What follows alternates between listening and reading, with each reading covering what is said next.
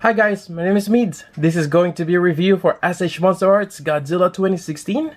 This is based off the recent movie Godzilla Resurgence, and also known as Shin Godzilla. Now before I continue with the review, just a heads up, this will contain spoilers.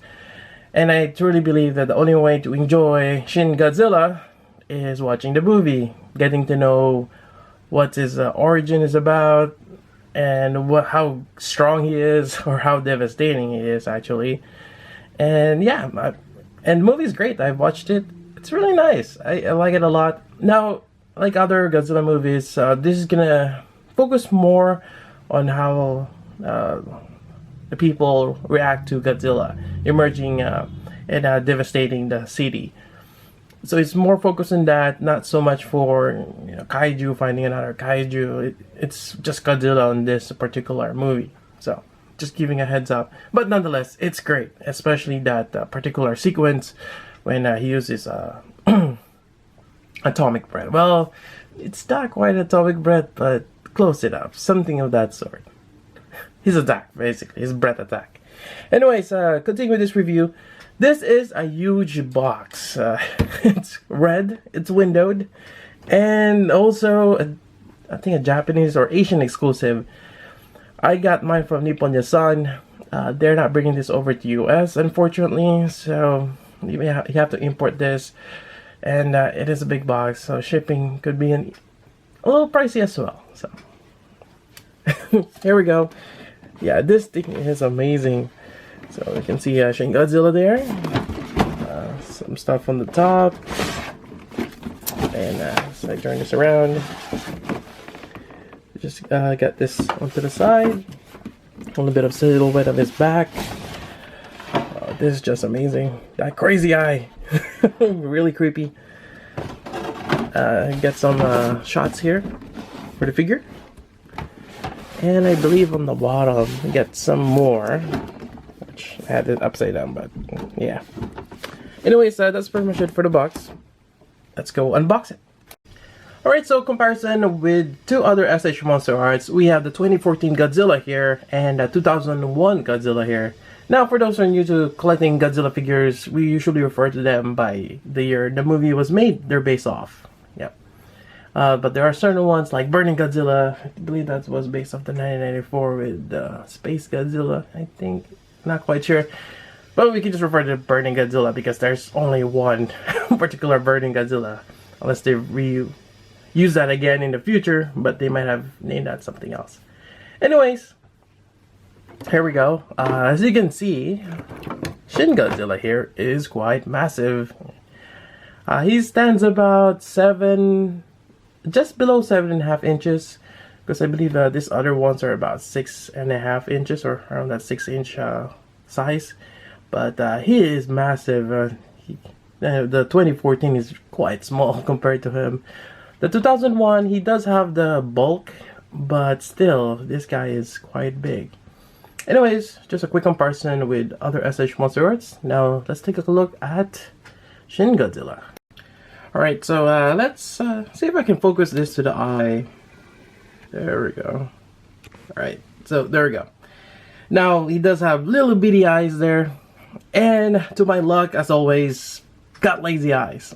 Not sure if this is an ongoing trend or they just decided this way, but if you look closely, the eye or the pupil is looking down on his left. So his left side is looking down. And if I turn this to the other side on his right, it's looking right straight ahead, or in that 45-degree angle. So I got lazy eyes. Am I gonna correct it? Probably not, because it's kind of pointless at this time. If you look at his front view, the brows are kind of blocking the eyes, and there's really no point of correcting the eyes. And in some sense, kind of gives you an opportunity. If you want to display him looking down, you face him on the left. If you want him looking straight, you face him on the right. Kind of like that deal. So anyways, just looking at this, it's crazy what the detail that went through this. He looks really burnt. Kind of like when you have your fried chicken left out in the barbecue for too long. Or you're frying something, the same thing. yeah, he has that particular texture and look. Yeah, it's kind of crazy. In a way, he is radioactive, so there's a lot of things just boiling. He's really hot, basically. A radioactive Godzilla. Anyways, going over articulation, we have the head here. The head is quite crazy. He does have this awesome jaw. You can open it up really wide, just like in the movie. And it is amazing being able to do that. Like whatever, it's probably ball joint, I think. It's ball jointed on top and ball jointed on the bottom. They did extend this flaps here on the side of the jaw to kind of give that impression. And you have that nice design underneath the mouth right there. Yep. I think that was shown in the movie as well. And when he's about to shoot his atomic breath, we'll refer it to that for now. It's probably called something else. It's not quite the atomic breath that we know the other Godzilla has performed. It's more like again, there's a bit of a spoiler, but it's more of a laser, the one he shoots. And actually afterwards, or before that, he does a startup where he shoots out like a smoke screen, then he shoots out fire, then he got hotter and it turns into laser. And then later on the show, or in the movie actually, he did the reverse. So quite interesting attacks for him. So articulation wise, for the neck, you got quite a bit of articulation here. It's quite jointed. You can have him like really curl down quite a bit. Look up, side to side. Really nice. Now for the shoulder here, we have this ball joint. You have the elbow, and you got your hands there. Same thing on the other side. This is kind of loose. I could probably add a little bit of floor polish there to kind of tighten the joint, but I think it's fine. I mean, the little chicken hands, we don't have much weight to it, so it's not gonna droop down even with that loose joint. So I think it's fine. But we got that articulated hands there, quite nice. Kind of surprising too. He's quite impenetratable. Yeah, getting my tongue tied there, but yeah, he didn't receive much damage. Rather than he has a really great regeneration in the movie. Alright, moving down, we have the torso. He got the ball joint there. You can move that around, and especially moving down, which is great. You can kind of see the details more on the back. It's nice that they've continued the mold all the way down, so there's no gaps. That's a really nice thing about that. And yeah, you can hardly see any gaps. Some as with MonsterArts, you can kind of see the gaps in between the legs. So this one, they did a pretty good job of hiding that. And you got your hind, the hind legs here. Some articulation with the knee.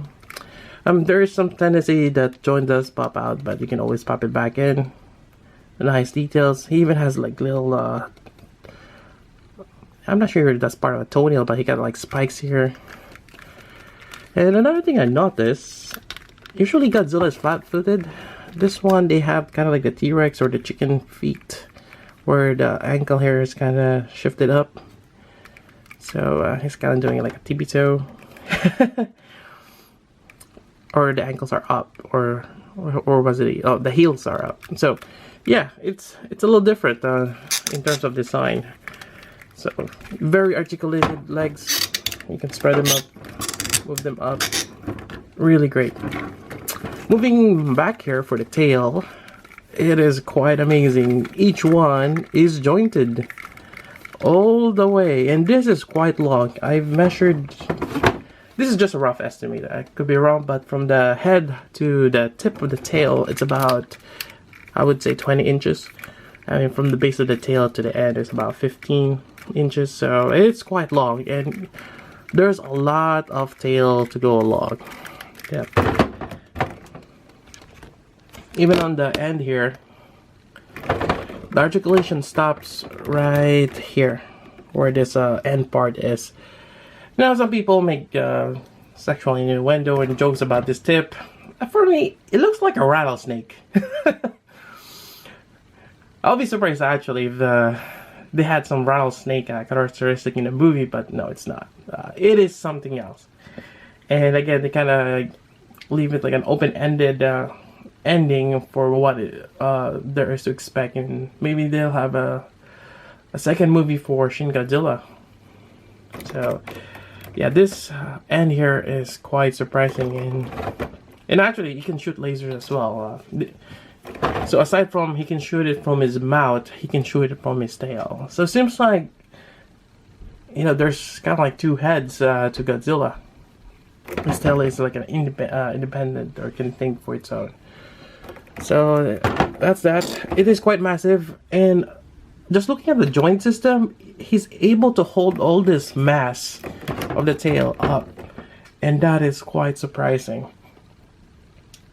Yeah, usually the tails I have on my other figures are just kind of loose, but then again, this is a giant tail. They're probably using giant ball joint, and this is just great. Definitely, whoops, aside from popping them out, you can just pop it back in. You can definitely reposition the tail whichever way you want it to. So definitely a really nice detail on that.